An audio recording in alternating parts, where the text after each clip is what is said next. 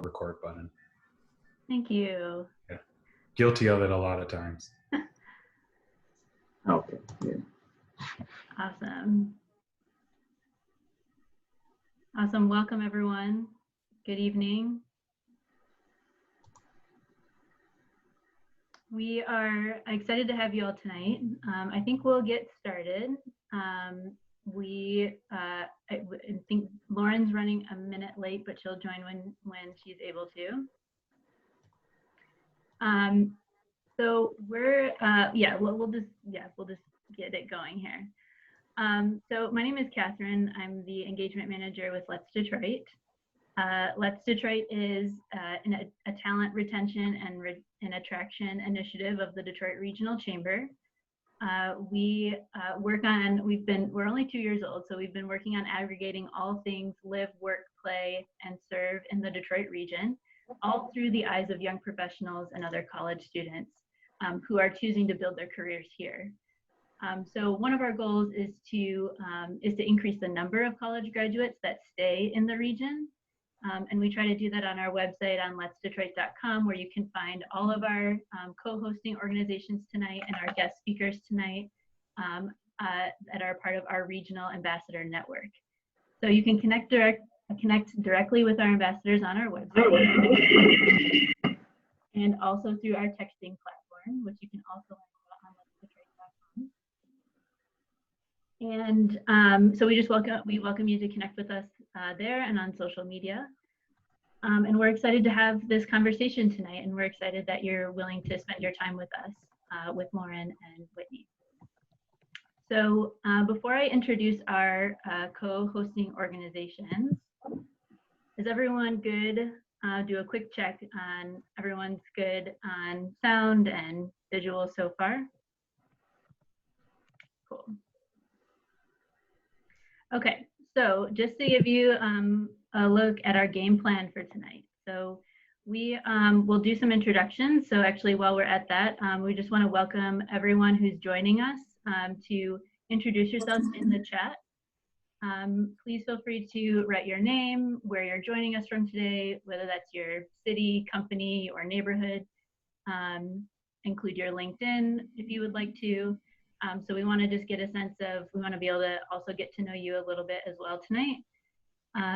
And then we'll also be using the chat function for our Q&A. So please include your comments and questions there. As we go along, we have our moderators for the Q&A sections are going to help kind of group and theme those questions together as we go along. And you'll notice in our agenda tonight that we have 2 sections for Q&A. So we don't want to save all the questions for the end. So we want to be able to hear from you halfway through tonight. So these are the topics we're going to be covering. And for those that might be joining us on the phone, I'll just read these off real quick. The part 1 that we'll focus on is the goals of the task force that Whitney and Lauren are serving on, the Michigan Coronavirus Taskforce on Racial Disparities. We'll kind of talk about what the task force does, the goals, and the function of the task force. We'll pause for Q&A for a few moments.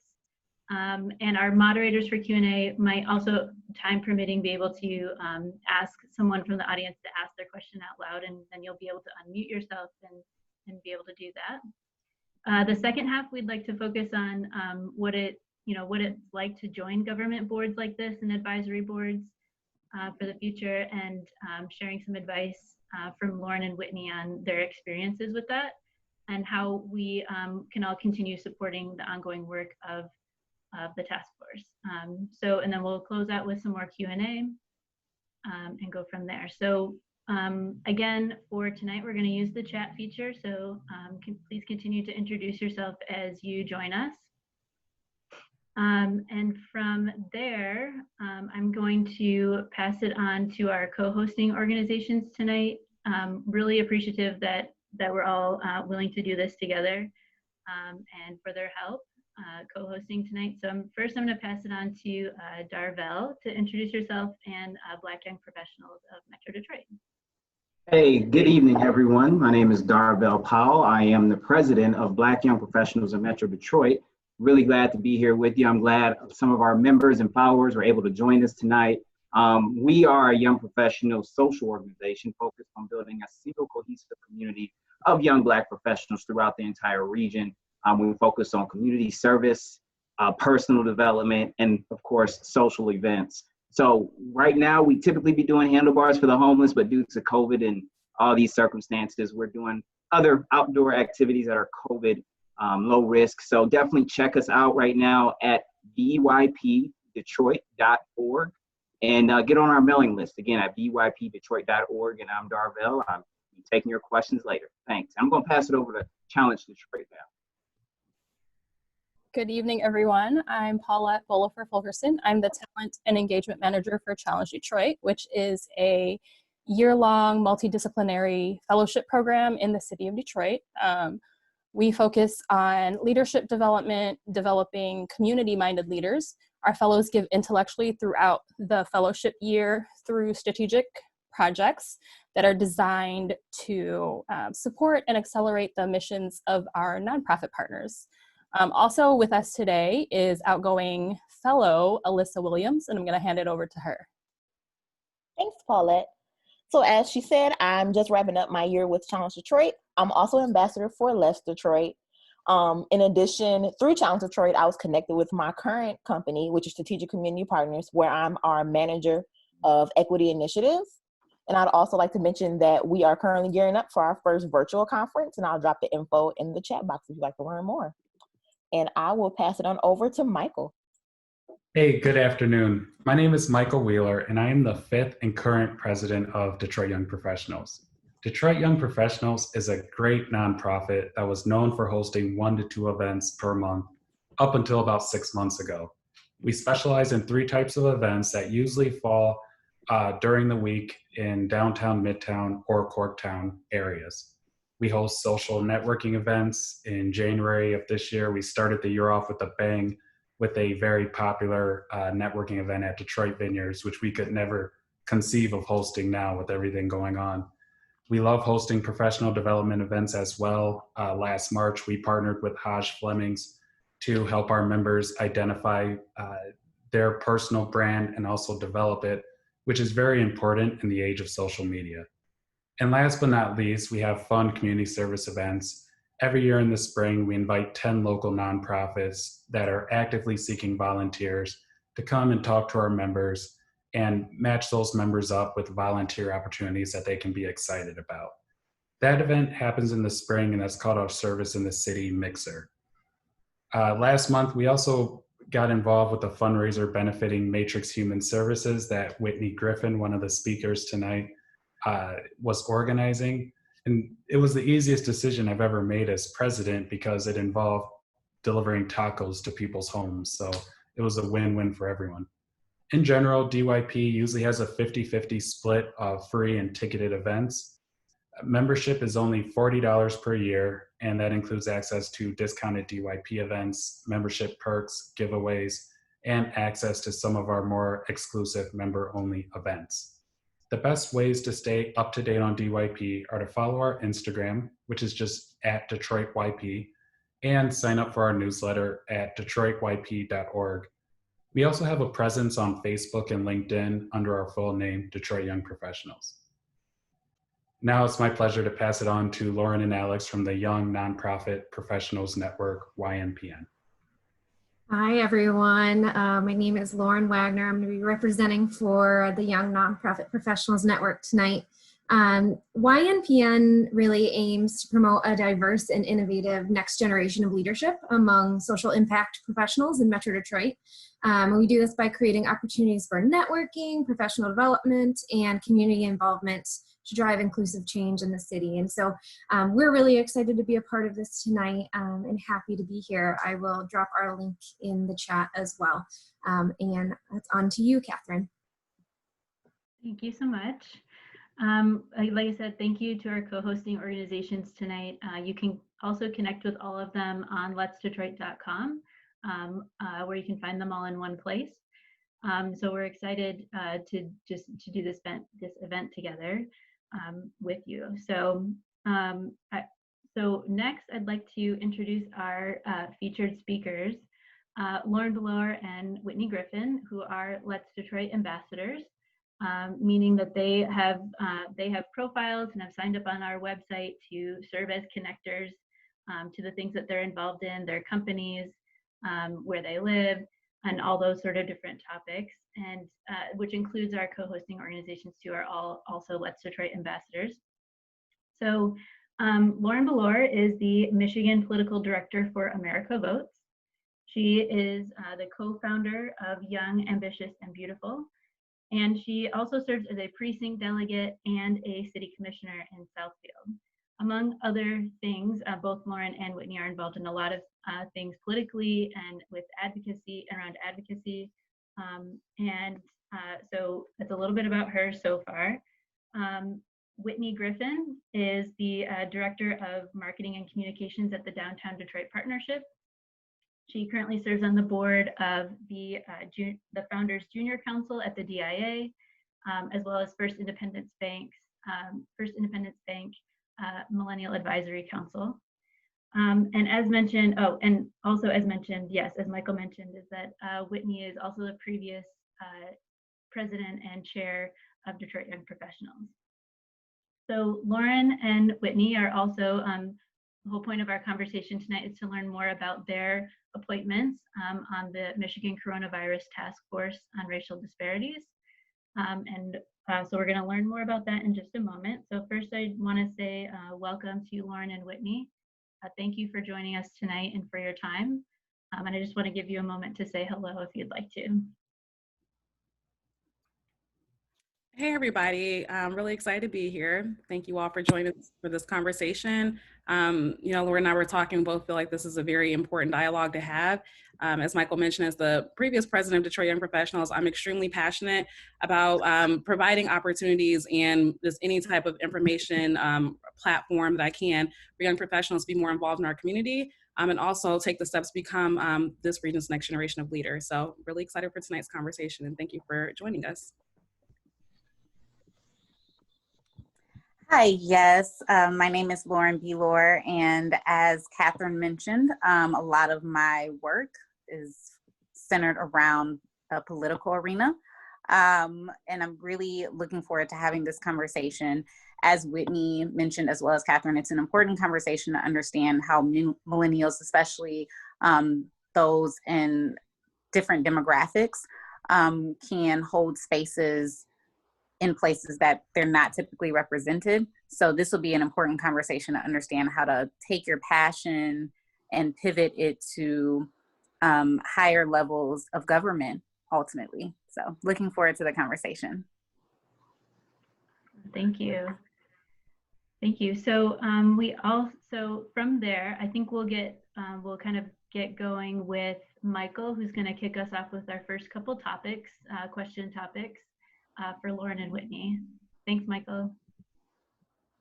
Whitney and Lauren, thank you so much for being tonight's speakers. We have all been impacted by COVID, and we are very interested to hear about the work that you're doing.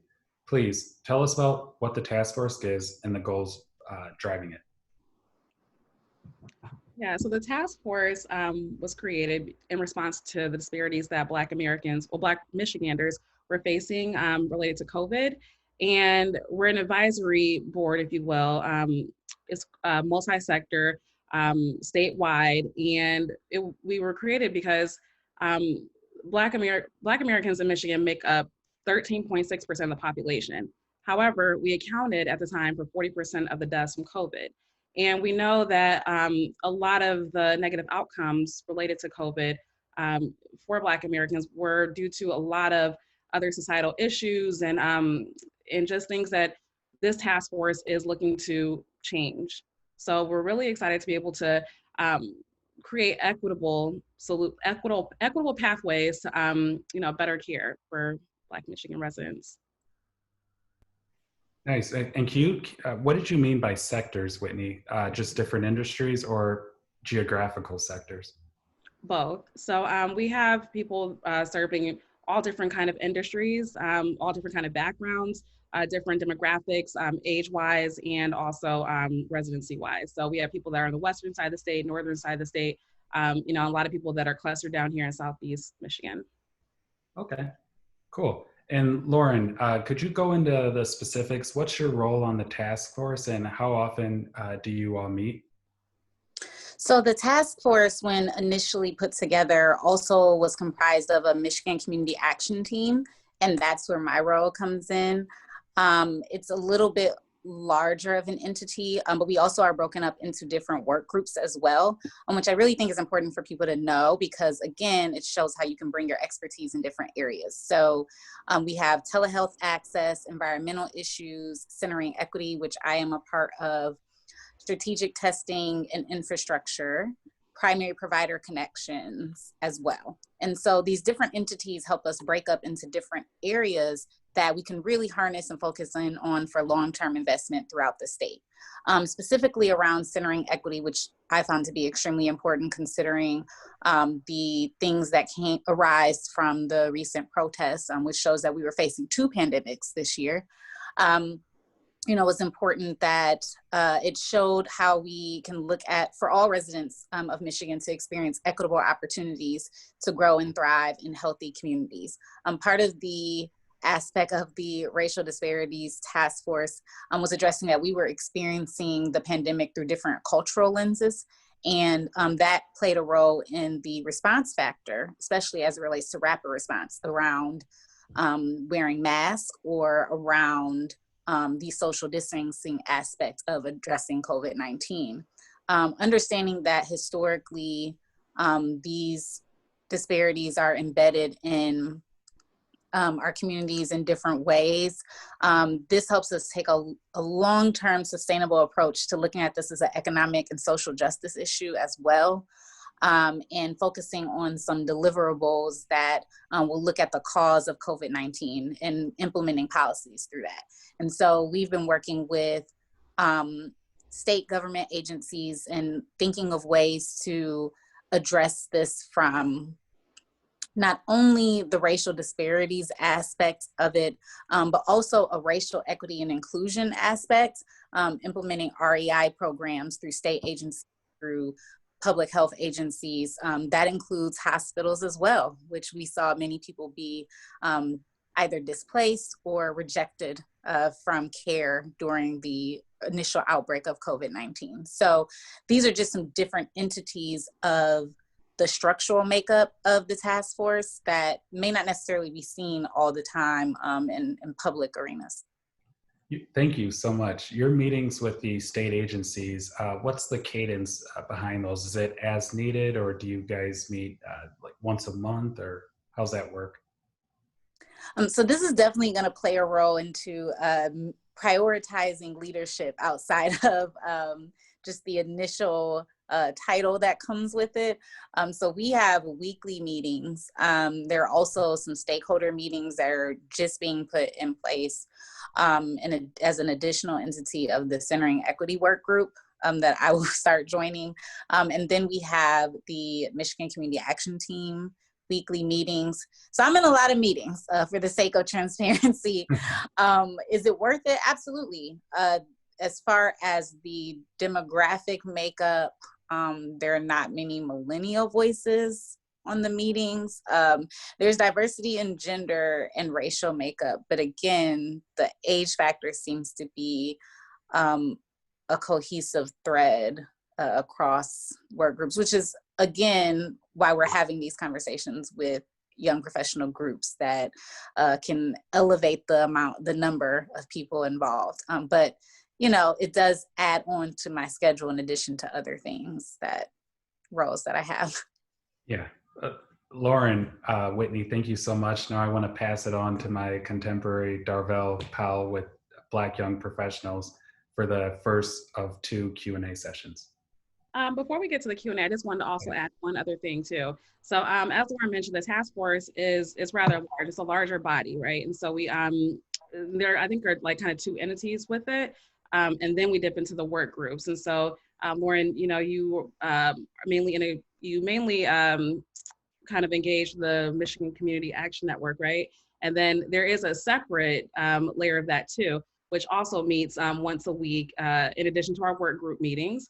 So, and those are the meetings we'll talk about a little bit later, but they are public. They're hosted every Friday at 3:30, and so that's where we kind of get status updates on where we are within our respective work groups, because all the work groups do meet outside of that larger meeting. Initially, when the task force was first formed, we met twice a week, Tuesdays and Fridays, and then went into then we kind of repurposed that Tuesday time slot for our work groups and we started with 2 work groups. So we started with pathways to primary care physicians. So trying to, get more, just increase access to having a primary care physician. And then we also had the mobile testing work group, which is one that I am currently on. Then we branched off into centering equity and then telemedicine. And lastly, which the one I think I'm most excited about is we have a work group that's dedicated to decreasing deaths in nursing homes from COVID. And I don't know who had a chance to read the blog that I posted through Let's Detroit yesterday, but I did lose my aunt beginning of June. She was a resident in a nursing home. She lived there for 10 years almost, maybe a little bit longer, and someone brought COVID into the nursing home and it just ate her body up. So really excited to dig into that one as well, to see what we can do about lessening deaths from nursing home transmission. Whitney, I'm sorry to hear about your loss. Thank you. And do you guys have idea of, or can you give us an idea of like the size of the total operation? I know there's the MCA, and then Whitney, you mentioned about like the healthcare kind of part. How big is this total operation? How many people comprise it? 1,000? No. I think, so normally when I'm on the calls Friday, I see about like 50 people on. It depends, but we have our core group of task force appointees, and then we also have representatives from the state departments who also are involved with the task force too. So like Dr. Janae Caldoon, she'll sit in, Dana Nessel. We also had Governor Whitmer speak to us a couple of weeks ago. And so really it's a mix. It's kind of the work groups reporting up, but there's also to the state groups reporting back to us on what's happening at the state level. And right now these meetings are scheduled indefinitely? Indefinitely. And with all these meetings, when are you ever going to go on vacation when it's safe? That's a good question. Perfect time to have these meetings. You can't go anywhere. Yeah. All right. Well, so just to clarify too, are you all reporting directly to the governor, or are you reporting directly to the lieutenant governor? Reporting through Lieutenant Governor to Governor Whitmer. So Lieutenant Governor Garland Gilchrist, he's leading this effort with us. Got it. Yes, and that's a good question, just because I have a rapport with the governor's administration in 2 different capacities. So in my Michigan political director hat, I would be reporting directly to them. As far as what we're implementing, especially as it relates to putting proposals together, what we're implementing through our work groups, that would just be sent through whoever is leading the work group or chairing the work group up to the lieutenant governor for recommendation. Well, thank you both for providing answers to my questions. Sorry for the false start at the beginning. Now I'd like to pass it on to Darvell for the first Q&A session. Sure. So first thing, I will remind everyone in the who is joining us tonight, you can submit your questions in the chat box. So I'm going to, if you put one in, I'm going to catch it and I'm going to read it. So I have the first question here for the night. Are you two able to and are actively engaged in meeting with local organizers, people who are in different areas of the Metro Detroit space, who are providing services to those who are most at risk for COVID, and learning a little bit about the disparities and the things that get in the way of these people from getting services, so we can have more tangible, let's say, from the street or from the ground quotables about what is really getting in the way of these individuals? Are you working with those local organizations? So I would say yes, again, because I wear multiple hats. So working with America Votes, we have coalition partners, mainly that of political organizations, but through their C3s are able to do community partner work. So many of them have been doing rapid response, such as Detroit Action, We the People, Michigan Liberation, Oakland Ford, covering the Pontiac area.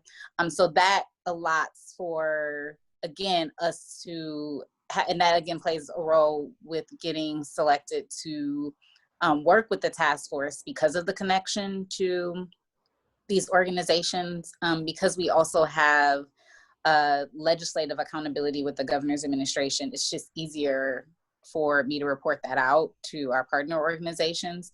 But then that also makes it easy to know what's happening with, I won't necessarily say grassroots, but community efforts, those that have been on the ground, you know, asking different constituents in different districts how they're being impacted, who've been doing food delivery drops, have been doing digital door knocks to check in on residents, and have also been using that as an opportunity to get them engaged around census work and also around voter registration. So that way there's an accountability component for them to make their voice heard, because again, you know, if we didn't have the leadership that we had in response to COVID-19, I don't know if our state would have as much security as some other states. And I'd like to add on to that too. When I first started on the task force, I made it a point to reach out to anyone who I thought could help advance the work of the task force. So as Michael mentioned in the beginning of the call, I'm partnered with Matrix Human Services, which is a human services organization that seeks to essentially uplift impoverished Detroiters to self-sufficiency. And so there's a lot of overlap with, I guess, the demographic that we were looking to serve through the task force and with Matrix Human Services. And so I really dug deep, you know, into the causes that Matrix was established to really solve. And when I talked to the people at Matrix, just understood like what issues were they facing, you know, what could we do to support them. And that wasn't the only organization. When the announcement came out, people reached out to me, and you know, there's even a couple people on the call who reached out and said, just kind of gave me a little bit more information about some of the issues that they were looking to tackle, and you know, giving me that insight to bring to the task force. And that was something I also sought. So when people reached out to me to congratulate, I said, hey, what do you think about this? Like, what can we do? What do you know that we can do to help, you know, I guess just in any capacity? Awesome. Thank you for expounding upon that. And I do have one other question to follow up with that. So we're kind of gonna go backwards a little bit. And if you could just provide some real clarity and some walls to what specifically at this point in time has the task force been able to identify are key bullet point causes of the disparities? Is it poverty? Is it testing rate stuff? Is it just not enough test centers? Is it transportation? What kind of bullet points have you guys been able to find so far? Pretty much all of that. We have looked at, I think one of the biggest ones, and you guys saw an announcement made about this, but I think one of the biggest ones was the implicit bias training that was mandated by Governor Whitner's organization. And I think that was a really big issue. I read news reports and heard people who knew other people personally that they suffer basically from some of those implicit biases. You know, went to the hospital, complained of some of the symptoms, was in despair, but was still sent home without being tested. Some, you know, some didn't make it, and some lived to tell that story. But that was just a really constant theme. We also looked at, you know, poverty is definitely an issue. And there's like this whole study that actually, when I started Matrix Human Service, that was one of the responses to me was like, you know, poverty needs to be declared a health crisis as well because of the implications with it. And so, you know, that's also one. Looking at access to testing, there really wasn't a lot. And when people did come to get, you know, when they did venture out to get tested, there were a lot of issues there. And so, you know, one of the things that we looked at was we knew that we need to bring testing more into the neighborhoods. So we need to come where they were. And so that was, you know, we knew that that was an issue. we were able to address it. You guys are starting to see some announcements about that too, as it relates to the successes of the task force. So implicit bias, poverty, transportation, just access to testing. Lauren, am I missing anything? You pretty much touched on the gist of where the disparities or the root cause is coming from. I think it's no secret that, you know, Black, Indigenous, or people of color, by POC rather, are greatly impacted by national pandemics overall. I mean, Flint water crisis pretty much gave us that indicator. It's just unfortunate that the pandemic from COVID-19, because technically both are pandemics. It's just that unfortunately the pandemic from COVID-19 fell right after that, and that's still an issue that we haven't fixed. Also too, you know, as far as looking into Detroit, you know, the water shutoff situation is not something that's to be taken lightly or ignored. It was great that the governor, you know, used her power to, you know, place executive orders or put executive orders in place at the onset of things that could protect people to still be able to stay in their homes, still be able to have clean water as much as possible. But these are things that are contributing factors over time to health. Even looking at specific districts, the Detroit area, there have been issues relative to more so environmental justice that have plagued a lot of constituents' health over time. And so when you think about different things like lead poisoning, exhaustion, air pollution and air quality, I mean, these things contribute to your health over time that can make you more susceptible to a virus that comes out and attacks your health. So these are all things that are contributing factors. I think, again, this is where the accountability factor comes in. What we did in 2018, electing certain leadership top of the ballot, contributed to why we had the protection we had in place so that the conditions did not worsen. So these are, again, factors or ways to tie in multiple streams of making your voice heard, because they all have an impact long term. And I think that's just something we're seeing coming out of this large level national public health crisis. Okay, and I want to sneak one small thing in before we switch it up. At the end of all of this effort, do you guys see some type of final report or final summary or legislative recommendations that's going to come out? Absolutely. We're starting to see that now. So I know that they're tracking and reporting and analysis is also very, very big. It's a big part of the task force too. Definitely something that, you know, we're taking very seriously. So we're starting to see now just some of the reports that are coming out that we're tracking the progress. And I know that once, when this is all over, there definitely will be like a report to show, you know, some of the recommendations that we have. Because and I will back up too. So one of the first things that we did as a task force group, some of the first few meetings before we broke up into work groups, it was kind of like a large think tank. You know, we had some really good conversations. Everybody really chimed in to talk about what we felt were some of the issues that were contributing to these disparities and what we could do to solve them. So that's how we came up with the work groups, to be honest. So we, you know, talked about the implicit bias, talked about even just telemedicine, thinking about mobility issues and just all of those kinds of things. And so to answer your question, that was a very long way and there's more to it, but yes, there will be a larger report once this is all over. Awesome, thank you for that. So I want to go ahead and hand it over to Lauren. Yes, hello everyone. I have a few questions as well. First, I want to ask Lauren and Whitney, how did you end up on the task force? Like, what was the appointment process like, and how did you get where you are now? You want to go first? I can kick that. Seeing as how my career kind of put me in this position.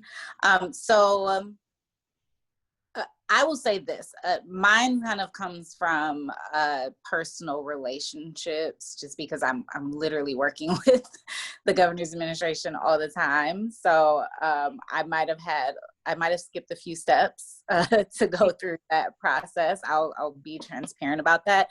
But what I will say is it's the expertise that you have over time that builds that. So, you know, I won't just say it's like, oh, my relationship personally, it's more so professionally. And this is why it's so important to advocate for issues that you're passionate about. I've always been passionate about bridging the gap of racial inequities, not only in the political sphere, but even in the business sphere as well, even doing that with YAB. And so that was never a secret. I'm super transparent about it. I'm super transparent about, in the words of Issa Rae, rooting for everybody Black. That doesn't mean I negate anyone else's progress, but I understand that it's an inequitable playing field. And so that transparency led to being vocal on certain issues that also put a little bit more of a spotlight on having me be a part of the task force or working with different entities of the task force. And I say that to say that, you know, a lot of times, and I'm not really one to just kind of like vocalize things just on social media for a status update. Look, if it's not in a publication or a podcast, I'm probably not going to say it. People who know me know that. So I have to see it serve some type of purpose as to why I'm choosing to be vocal. And I think that if you are harnessing in on certain issues or certain passions, especially as it relates to advocacy, you would be an asset to any advisory role, task force, board, commission, et cetera. Because part of it too, and I'm sure Whitney will adhere to this, is that we're not just sitting in meetings and just kind of in the room. Like, I think especially as millennials and especially as Black women, we're vocal in these meetings. We're making real recommendations that we hope to bridge gaps in real communities that are extremely impacted by harsh issues that really have been going on for decades and generations. So we don't want to see generational racial inequity, or we don't want to see generational public health issues. And that's where, you know, being vocal comes into play really long term. So you really, it's a win-win, because you get to give your standpoint, your expertise, and have your voice heard, but people get to benefit from the knowledge base that you have as well. Yeah. So my appointment to the task force was a little bit different. Many of you on the call who know me know that I'm really not involved in politics. You know, that's not my platform. What my platform is, though, is community service, professional development. You know, I'm involved in several professional organizations around Detroit, but to Lauren's point, like, you know, I don't just get involved and sit in meetings or just, you know, show up and kind of just sit there. I'm very active. I'm a working member for whatever board that I sit on. And so that's why I don't sit on too many at one point in time. And through my work, specifically with Detroit Young Professionals, that, you know, create a platform for me to be noticed and to be, and to, you know, people recognize the work that I did. With organizing and just the platform that I built within this demographic. And so going back to the original, you know, goal of the task force was to create this diverse body of leadership to, you know, help create and develop a statewide action response plan. They did have to go across not only sectors, but also generations and demographics age-wise. And so it was through my work with DYP that essentially, you know, kind of got me noticed in this area. And thought that, you know, that I would be able to help with amplifying the message within this demographic, and maybe more depending on, you know, who we're talking to. But, you know, I couldn't agree more with what Lauren said. We do what you're passionate about. And for many of you who are kind of like me, where, you know, you don't have all those political connections, one of the things I think that we all have in common, especially if you were invited by or heard about the event by someone who's hosting this event, is that you are involved with a professional development organization, some through just, you know, membership, but also through leadership. And so if I could give you one takeaway, because I feel like, you know, a lot of us are here to not only learn more about the task force and what it does, but how can you get involved in different levels of service? And because we have a governor who I think now is a little more inclusive, and especially with us being a Democratic city, you're going to start seeing more of your friends be offered to do some of these more gubernatorial opportunities. And so with that, I say that to say, if I could impart any advice to you, it is to really get involved in your community, get involved with organizations. Don't just come to events, don't just show up at meetings, but really do the work. And that will get you noticed. That will definitely open up different pathways. And while we have this administration, then it'll definitely make it a lot easier for you to serve in a different capacity if that's your goal. For me, it was not my goal. It just happened by chance because of the work that I was doing and the way that I approached that work. So is this appointment on the task force a pretty time-bound appointment? Is there a limit on how long you're serving, or is this just ongoing until the task force is no longer needed? I would say ongoing until the task force is no longer needed, but we do have some timing in our, I guess, like in the order for the task force, but it really says like 90 days post the end of the pandemic. So as it stands, it may be forever. We're not sure. Who knows, right? And then for both of you, I know, Whitney, you kind of started to get in this, but what advice do you guys have for the young professionals on this call and that will be watching the recording, looking to serve in this way? And do you know of any current opportunities out there that we could take advantage of? Yes, so I can chime in here as far as the current opportunities. So if you go to michigan.gov/Whitmer and you go under appointments, there's a list of boards and commissions. And the great thing about it is that it's broken up into different interests, different industries. I mean, there are way too many available to name. It ranges from, it could range from industry to specific demographics like Hispanic, Latino Commission. There are some around environmental, like Mackinac Island State Park Commission. There are certain around issues like Marijuana Advisory Panel. I mean, there's literally a range, whatever you're interested in, if it's gender specific, Michigan Women's Commission. And each one lists, not only, it has on there the dates, respective dates of when there are open positions, because a lot of times on boards and commissions, and this goes for not only just the state level, but the local level as well. Even me being a city commissioner, I'm on my second term.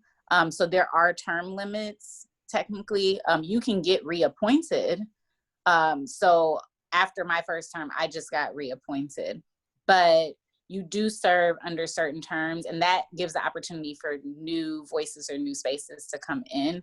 Sometimes that range from 2 to 4 years. It depends on which specific board, commission, or council that you're seeking.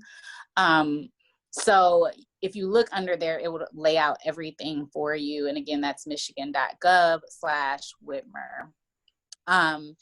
I see that Catherine just added it to the chat, but the governor just announced, I didn't even look, but I'm pretty sure I know what she's talking about. The governor just announced the Black Leadership Council, and applications are due tomorrow, August 19th. So please look into that. I'm sure there would be a follow-up blog post with Les Detroit, and I can talk more about this in detail. But Lauren, I do want to get to your first question prior to that. I wanted to make sure I got that information out of the way. Yeah, that was any advice for anyone that is looking to get involved in this way? So I'm going to say it starts from the ground up. Most people feel more connected to local government because it could have the largest impact than they do to actual state level government. Meaning there are more people who know their mayor or city councilman than they actually know their state rep or state senator. Granted, you should know both, but I'm not here to judge. So it's so important that you tie in the local issues first, because they actually work their way up to the state level or sometimes work their way down. So we're thinking about large level budgets. Each city has a very large budget. Most cities that are in the Metro Detroit area operate more within the $1 million budget range. And this gives you an opportunity to get on a board or a commission where you can help to figure out where that's allocated. It typically comes from the Appropriations Committee, which is from your state senator or state representative. So again, this helps you harness in on local issues. And this is very relative. There are a lot of people who are extremely vocal about development in your city. Or in your district or in your specific living area. And that's also an opportunity to have a little bit more of a say-so or know a little bit more ahead of time about the development that's coming in your area and plug in or tie into that issue as it relates to impacting you as a resident. I guess my advice in totality is that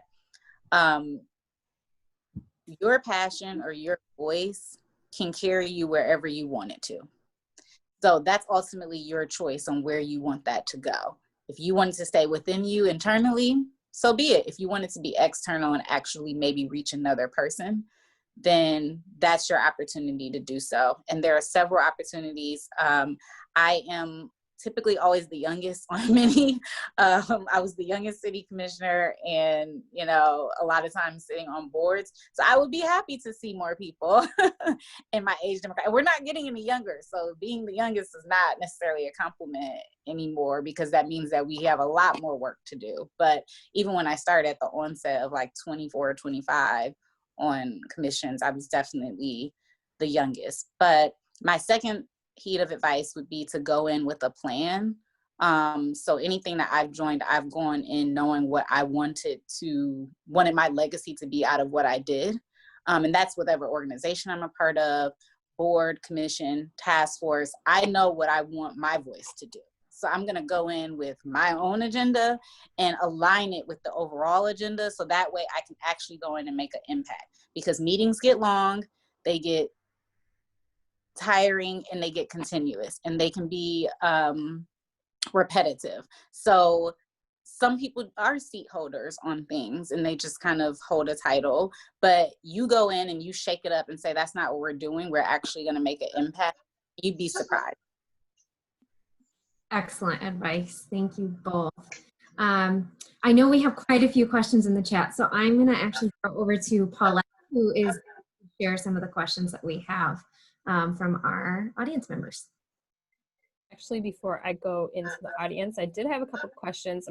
Alyssa will do the questions from our audience. So before I pass it over to Alyssa. No, it's okay. Lauren and Whitney, earlier in this conversation, you both, one of you mentioned that public meetings were every Friday, if I'm recalling correctly. Aside from participating in these meetings, how can we support the work of the task force? I think we both agree that this conversation right here is supporting the work of the task force. Our goal, as Lauren mentioned, she's a lot of times she's the youngest person in the room. And even on the task force, I think I may be one of the youngest people, on the task force as well. And I think that this conversation is very integral into changing that. I would love to see more of my peers serve in these capacities. And I think that, right now, just figuring out ways to start that journey is, really helping to help us do that work. But also looking at just what the task force is tasked to do, I think it would be really helpful to just help us to continue sharing our message, like really, spreading the word, wear your mask, stay at home, do what we need to do to get through this. But also advocating for those who can't advocate for themselves. So I see a lot of people on the call who could be what I call allies. Well, not what I call allies, but what we think of as allies to our cause. And also, just if you have the voice, or sometimes it's beyond, just if it's beyond like black and white or anything like that. I think it's, if you have the ability to advocate for an underserved community, please help us to do that, because we're seeing in the data that there are just so many gross inequities and disparities that really could be prevented. We're, coming together to undo things that were done to hold people back. And so to the extent that you can, continue to help us in that way to, push our message forward and also help us to push the work forward. And, definitely if you guys can join the call Fridays at 3:30, that is where you can get more insight into how you can potentially maybe join a work group or, get involved in whatever way. Like Lauren said, these meetings get long, not just specifically this task force, but I mean, period. I think a lot of us can, attribute, or a lot of us can attest this, but, it is a time commitment in a lot of ways. So if you can't, always, sign up to serve and hold a position, but maybe you can at least join the calls and, get more information about what you can take back to your community. Thank you. Lauren? Yeah, I do want to open up time to get to other questions, but yeah, I second everything that Whitney stated. Again, this platform right here is how you are lifting up the work that the task force is doing. But I also agree that, it starts with reaching your community within your own capacity. All of the organizations co-hosting have extremely large networks and a reach. So maybe that even means, using different streams like TikTok or Instagram, or figuring out creative ways to tap into demographics that are targeted or more susceptible to COVID-19. That could be another opportunity as well, because again, there is a generational divide in a sense. But that also may mean meeting people where they're at, even after the pandemic is over and we once again can meet face to face. There are some opportunities there as well, because there is also a digital divide as it relates to racial disparities, and we have to, acknowledge that as well. Thank you. Before I pass it on to Alyssa, I just want to ask if there's anything else that either of you would like to share about your experience on the task force. I'll say, I won't say I kind of treat it like every other commission or task force I'm a part of. I go in knowing what I need to do, what I need to be vocal on. I wouldn't say it's unpleasant at all. There are so many great leaders here. One thing I will say, and I'll say this about the work groups that we were put a part of, I never engaged with the specific makeup of the work group in any professional capacity or social capacity. And so it has been very refreshing to see different faces that are engaged in leadership. And I would say that's the one thing that would be different from other places that I serve, that it gives me a different sense of people's perspectives, especially those that work for state agencies. I do not engage with state government like that, because working in politics does not equate to state government. So, it's been very interesting hearing their perspectives and how they see the racial equity and inclusion lens throughout the state. Thank you. Whitney. I think I have a similar perspective as well. For me, just being able to engage, well, first and foremost, like Lauren, I kind of attacked this just like I would anything else, because, I do, as mentioned before, like I do, go into volunteer, situations ready to work, ready to, get my hands dirty. So that's kind of how I engage, regardless. And so I think for me, just being able to see how decisions are made, at this level, being able to say, hey, this is a problem we're having. The data supports it. Here are some viable solutions. We would love to see this problem addressed, and then see it happen. I think that's kind of just been very illuminating for me, and makes it even more worthwhile. So to be able to really impact the community that I'm serving in such a, I think, tangible way has probably been, just really eye-opening. Okay, thank you both. I'm going to pass it on over to Alyssa for questions from our audience. Thanks, Paulette. So I've been collecting a few questions from the chat box, and if you have any additional, just feel free to keep dropping them in. But I'm going to kick it off with the first question. So Is there a way for people to get in touch with the task force to receive direct support? Or if not, do you have any recommendation of orgs to reach out for support? So for instance, we already seen, it was mentioned that the Minority Community Freedom Fund has cash assistance. So can people get in touch with you all, or do you have recommendations for other orgs that can assist? I think it's a little bit of both. Weigh in, Lauren, but I do think it's a little bit of both. Like Lauren and I are here, you guys will have our contact information. If there is something that you're looking to, figure out how to get more information or connect your organization to a resource, I would say reach out to us. And I think also too, just giving a little more insight into how the task force meetings run. It's not a big Q&A part to it. It's not really like a two-way conversation. Two people chime in here and there, with substantive comments and things like that. But for the most part, when we meet on Fridays, it's really, it really is kind of like more of a reporting meeting, because we're discussing, there have been, projects in the works, and at that time people are coming to report out on those things, and so we can ask questions about that. So for those who are just wondering kind of what the structure is of those meetings, I know a lot of people may be thinking like, maybe it is more of a free-for-all, it's more dialogue.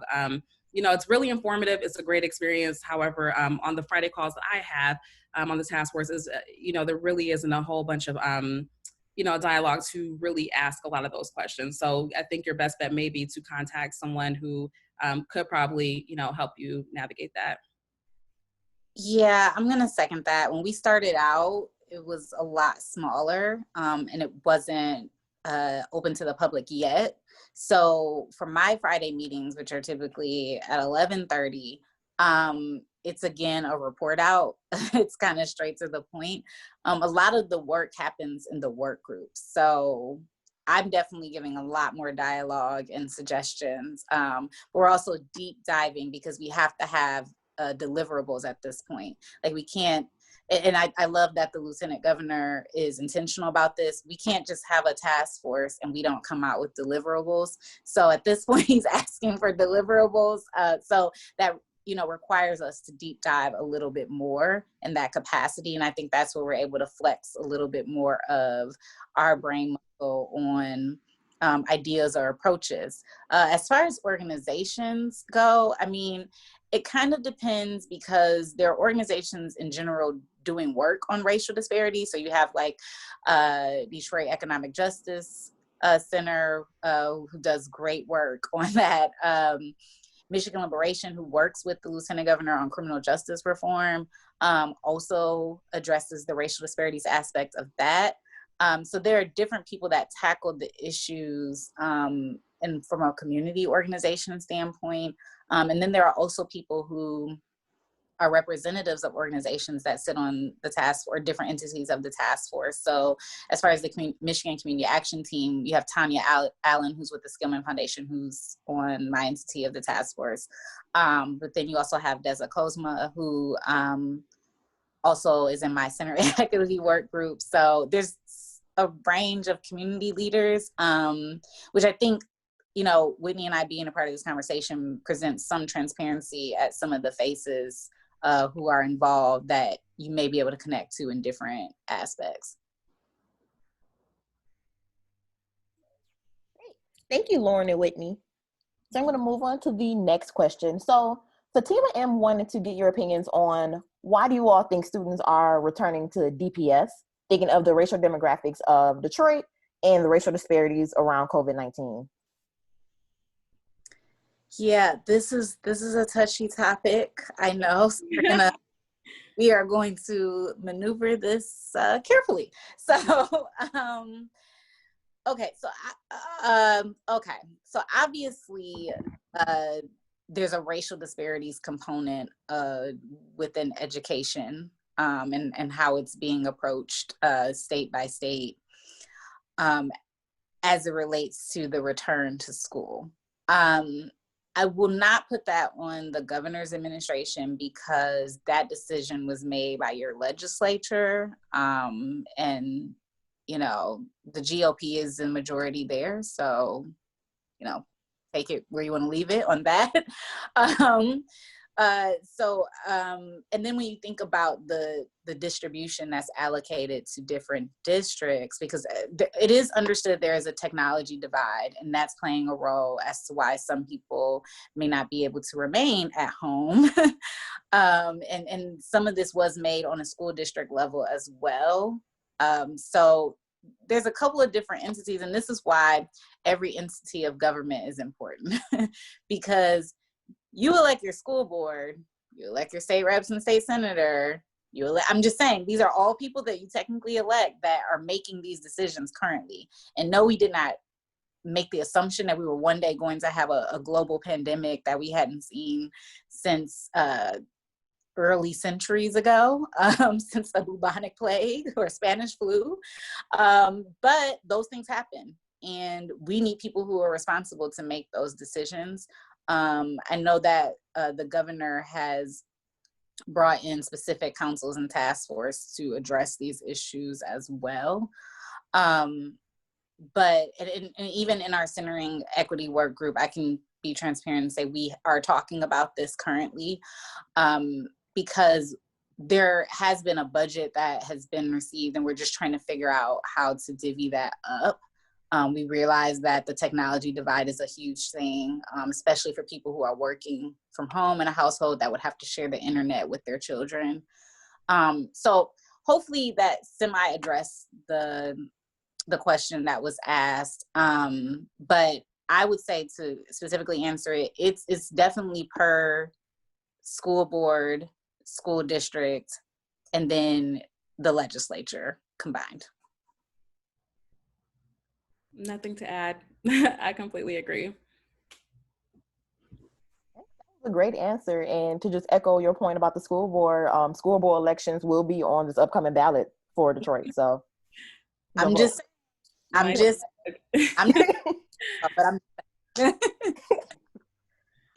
For our next question, Jamie wanted to hear your opinions on Whitmer's decision to declare racism a public health crisis. And do you think it'll help the Black community? And additionally, do you know of any initiatives that are already starting because of the Black Leadership Advisory Council being formed? So, go ahead, Whitney. Oh, you go ahead. So first and foremost, racism is absolutely a public health crisis because we are disproportionately dealing with trauma. Okay, so, and then trauma is definitely leading to depression. And I don't know how any of us are coming out of this in 2021. So who knows? So that declaration, again, speaks to the intentionality of being inclusive and recognizing that basically that approach was being anti-racist, which is what we want people to do. From that standpoint, there is another board that I am on nationally called Climate Power 2020, and I'm on the advisory board for that. And they are addressing not only the climate crisis, but also declaring racism as a public health crisis and how that disproportionately impacts people from an economic justice lens.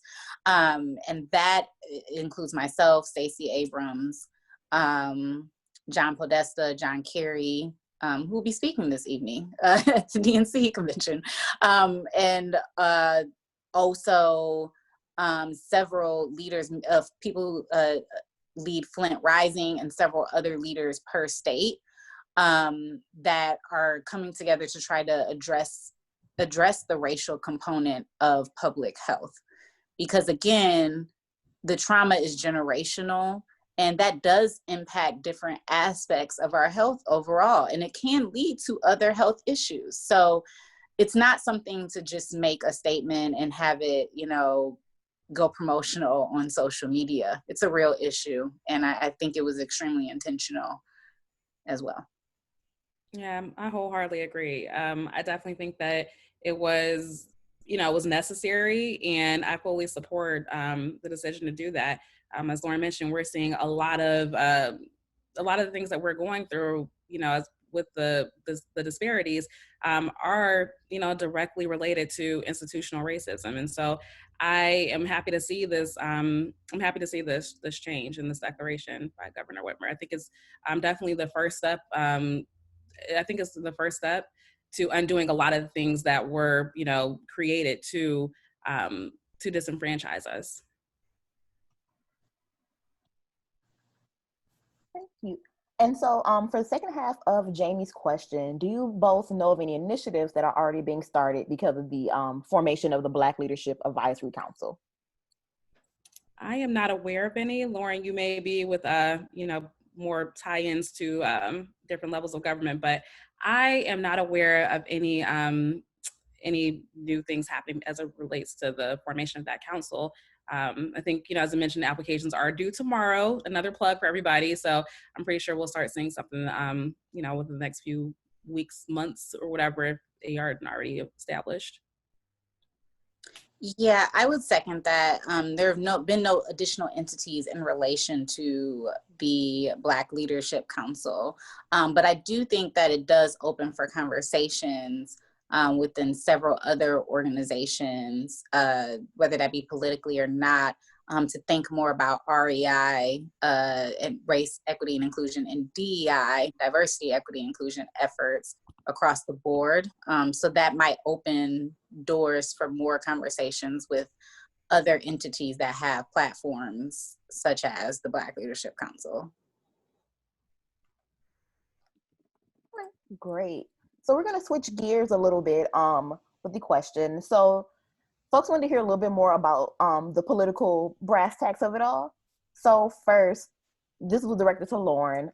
They want to know more about how did you get into politics, and did you intern anywhere? Just your experiences being a politician. Yeah, so I originally, in my undergraduate career, wanted to go into intellectual property law. I thought it would be exciting to sue for copyright infringement. Seems fun. But while I was an undergrad, so I also was James Madison at Michigan State. Go Green. If there are any Spartans. And that is very politically focused. I mean, everyone that is in James Madison primarily works in politics across the country. So I ended up interning at Michigan Democratic Party while I was an undergrad.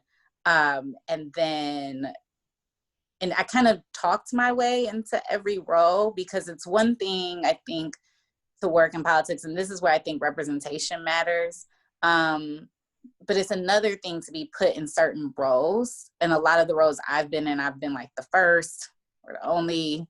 So there's not a lot of representation in the lobbying political director sphere and the finance director sphere, which are two areas that I've worked in as well. So I kind of ended up, I had a fellowship, and I ended up talking to someone at one of our meetings who was the first millennial to run for Farmington Hills City Council. So I kind of supported her campaign. Working with her, and then her mother just so happened to be the minority whip for the state house. So it just worked out. And so I ended up working with her on her state senate campaign. And now that the woman who ran for city council just won state rep for a district in Farmington Hills. So clearly that worked out. And then it was introductions from there. So a lot of times in politics, it's really about who you know. But I will say that it's disproportionate there as well. There are racial disparities there. There's not a lot of Black representation in leadership roles, so director roles or deputy director roles.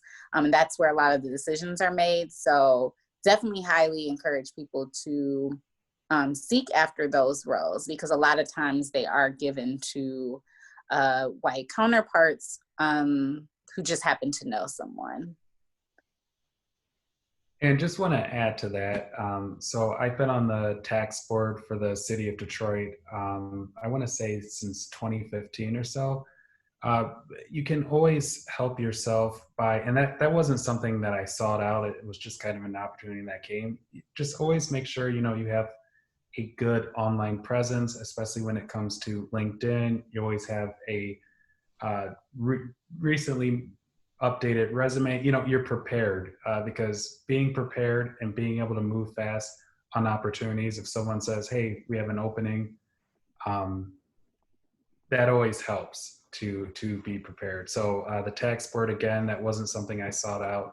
I was just prepared and had a good online presence, and I was ready to share my resume and talk with the people, within days of first contact, and that made me a viable candidate for that. So you can never be too prepared. Hey, Michael, Yeah. can I ask a question about that too? Yep. Since you served on the tax board, like, can you give us any insight into, I guess, some of the outcomes, like, for you professionally from serving on that? Like, I guess some of the, relationships you built, or how's that impacted your career positively? Yeah, well, I get a lot of fist bumps when I'm at the Coleman building. Really, with me, like, as someone that's always learning, just learning about taxes, specifically income taxes, and learning how a city operates. I've built a ton of great relationships with city council members, their staffers, and also some of the deputies and directors over at the city, just from the work. And I know, Whitney, you and Lauren, you both mentioned earlier, it's more than just saying, okay, I'm on a board, and then you just sit on that board and then you're passive. It's more like adding value, and then people are like, oh, this is good, who's doing this? And then that just opens up more and more doors, that adding value part. So the way it works with us, when we're in session, naturally not in session with things going on, we get a packet of someone's tax returns, and usually about 5 to 10 or so. And then usually their grievance, whether there's a balance due that they're trying to fight, or maybe they're trying to get more back as a refund. Or maybe they just have questions about how they were, or they challenge how they were taxed with the non-resident versus resident, and all those special tax codes that the city of Detroit has. And then so we get those about a week or two before the hearing. We knock everyone out. We have the citizen or taxpayer speak first, and then the city's tax department speaks after them, and it's kind of like being in court. And then myself and 2 other people that make up the tax board of review, we then have to very awkwardly discuss the case in front of everyone, because everything is recorded, and we can't like break and recess and talk and say, hey, this person is shady or whatever, this person knew what they were doing. Because a lot of times, sometimes people try to feign ignorance and say, oh, I didn't know about this, so you can't really penalize me, when they know better than that. So then, yeah, we discuss it in front of everyone, and then we usually come up with a decision where we're either going to uphold the city's tax assessment, we can modify it, or we can flat out challenge it. After that point, the taxpayer does have the option to go all the way up to the state government to appeal it, but usually the buck stops there, and we resolve the issue that day. Hey, quick question. So I know you mentioned that you were approached to join that board. Like Lauren mentioned, on Michigan.gov, where people can find out more information about joining a gubernatorial board, is there a way that people can do that at the city level? Like, what ways could people apply to be a part of something like that? At the city level, I can look into it, but I'm pretty sure on DetroitMI.gov, that'll contain a lot of information. I know there aren't as many boards as the state of Michigan level, but there is a webpage dedicated to boards. And usually if they're on it, they have everyone's term on there and when it's ending, so you can kind of time it. If there was something specific you wanted to do, like tax board and replace me, or the property taxes. And I think there's like 7 to 13 boards just at the city alone that's made up of appointees.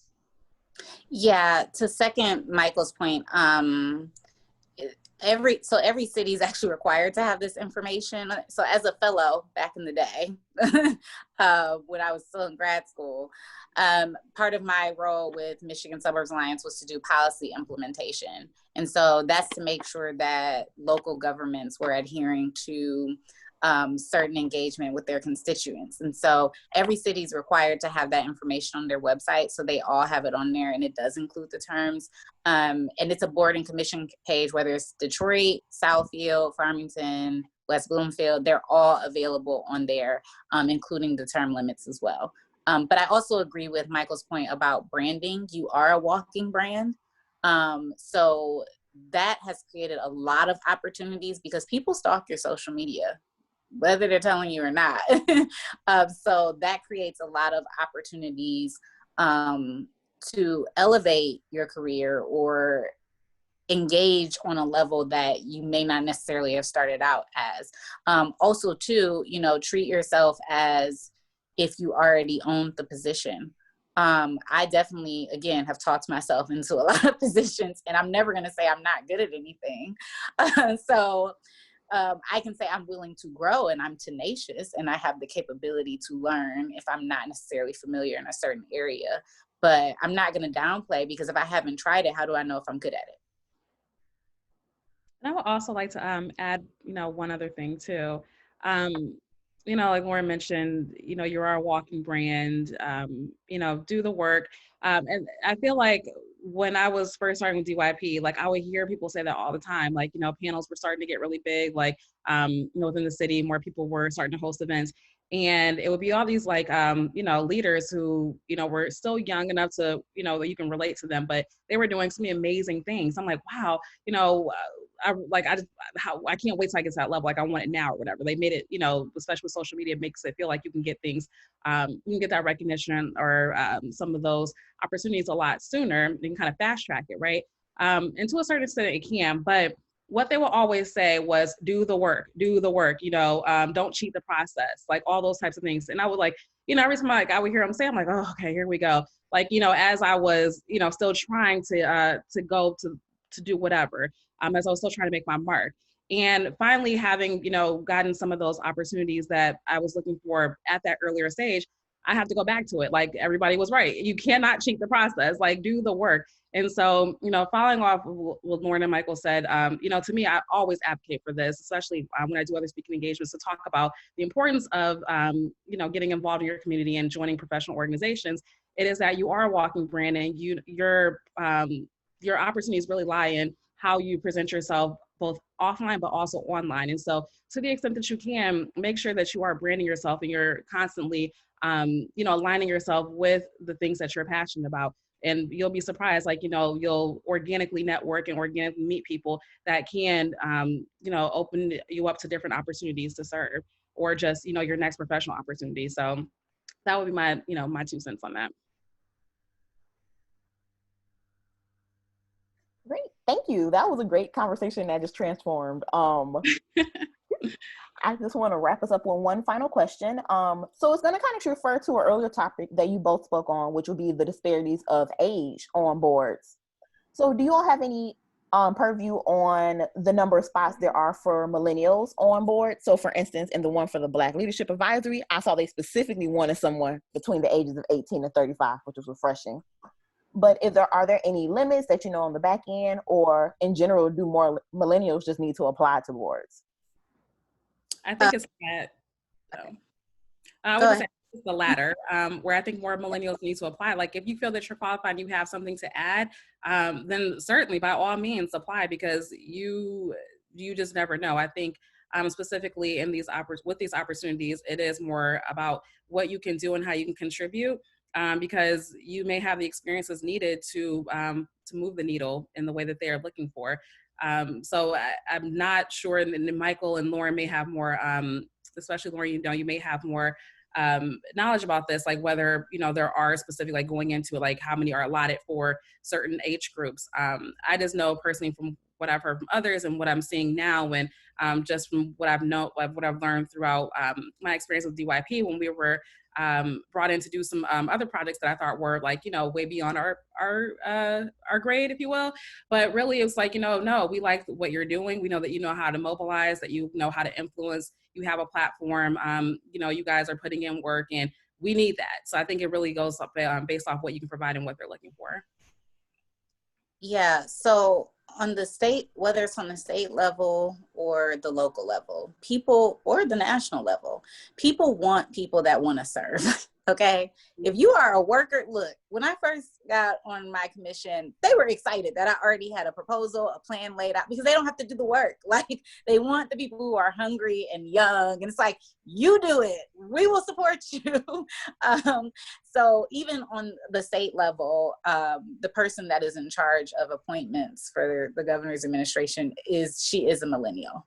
So believe me, she would love to advocate for more millennials. And she's always asking, like, can you push this out? And I'm like, I will push it. I mean, I don't know who's going to sign up, but I will push out the information. So yes, they do intentionally want millennials. There aren't like a certain ideal for a slot of availability. Just depends on who. I mean, you want people to be qualified, but it just depends on who is of interest. I would say that for the local level, there is a process. You do have to interview. So I interviewed before the mayor and city council. Again, I don't always say I'm the best example, because I don't want to tell someone to go after something and I know I skipped steps. Like, I already knew the mayor and city council.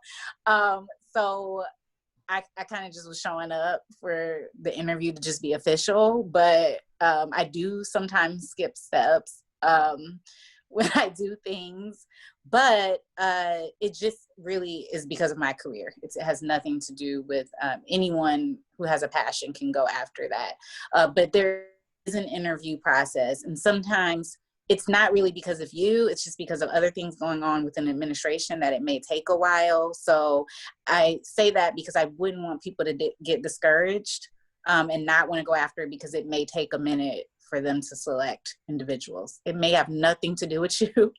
It just may be other things going on within the administration, because appointments are really last on the list when there's policy that has to happen, especially during the legislative session.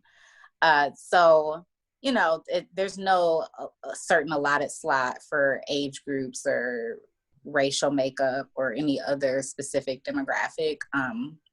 Just want you to apply. Yeah, and just adding to that, you know, the worst that can happen if you apply to something and didn't get the worst that can happen is you don't get it. It's just better sometimes to just put yourself out there, put it out in the universe. Make sure you're not just a name, you know, a name on a piece of paper or a spreadsheet.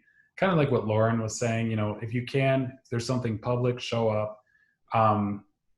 You know, if you kind of start to get people's names, like decision makers, if you can, if it's appropriate, try to like establish a rapport with them and maybe check in once a year or every 6 months or something, and just kind of be top of mind, because so many opportunities don't reach online and it's just filled before it ever gets to that point in some situations. So, you know, you want someone to be like, oh, well, this person is moving out of state or can no longer serve in this capacity.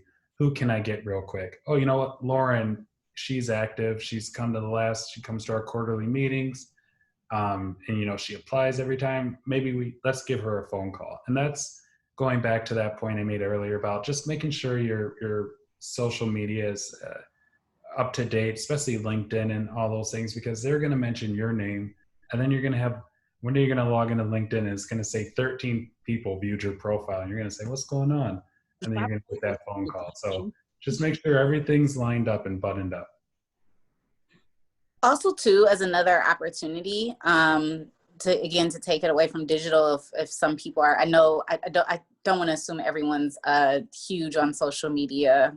So I do want to take that in consideration. There are public meetings available. So the governor, prior to COVID-19 and the pandemic, the governor and lieutenant governor were doing listening sessions across the state. They were regional. To basically make sure they're connecting the regional divide across the state and listening to issues of constituents. That's the perfect opportunity to go up and introduce yourself, talk about what issues you care about, get connected and get plugged in. And I say that because, I know these people personally, and they really do care. Like I can honestly say that for our governor's administration. The governor and lieutenant governor were caring about these issues before they got elected. We just kind of lucked up with who we got. But there are some people who actually really, really care about the issues and really want to be connected to constituents. And the lieutenant governor definitely expresses that a lot because he comes from an organizing background. So I just want to break the intimidation factor too. And show that, you know, these are really people who believe in public service, which is what an elected official is actually supposed to be. Thank you, Michael, Whitney, and Lauren. That was a great way to wrap up Q&A, just hearing about how we all as millennials, anyone on this call should just really mobilize and be involved and get out there safely with masks on. Yes. So I'd like to pass it over to Catherine. Thank you so much, Alyssa, for fielding a lot of those questions at the end there. And so we're going to wrap up. We have just a few more minutes. So I want to start wrapping up by thanking all of our co-hosting organizations again for helping us do this tonight and for spreading the word. We really appreciate you all for doing that. So feel free to still add any more information in the chat. And I also just want to open it up for one more minute if anyone else, and if any of our co-hosts would like to say any final words. I just want to thank you all again for having us, for having this conversation. I hope that everyone leaves this conversation feeling like they're more informed about ways to get involved, you know, in these capacities if you want. You know, at a minimum, I hope you all feel like you just have more I guess, like more insight into how being involved in your community can also just propel you professionally. So I am open if you guys have questions for me. You know, I routinely talk to people about just like my tenure with UIP and how it really helped me in different ways. And so I'm happy to impart that onto you as well. Yes, I'd also like to say thank you to the co-host organizations and Catherine for leading on the efforts of this dialogue. There is no hierarchy here. Titles mean nothing if you're not actually doing any work, to be all frank about it. But you know, this is truly just what I happen to be passionate about. So the task force, the boards, they all align with the general mission of wanting to, you know, bridge the gap in areas that are untapped and to do it as a Black woman. So, you know, I hope that people share the same sentiment. And as Whitney said, feel free to connect and reach out. And hopefully I'll see you at some type of meeting coming up soon. Wonderful. Again, thank you so much for your time this evening. Michael, did you want to say something real quick? Oh, everyone, make sure you get some fresh air after this. It looks like a beautiful day. Exactly. The sun is still out. So again, yeah, thanks so much for your valuable time for the co-hosts, but also to everyone that, all of our attendees that RSVP'd to join us tonight. So we'll share the recording up on letsdetroit.com and we'll get that circulated for those that would like to watch it again. And that'll include all the links, of course, that we've shared in the chat so far. And we just hope you all will have a good night and continue to apply and get involved. Thank you. See you soon.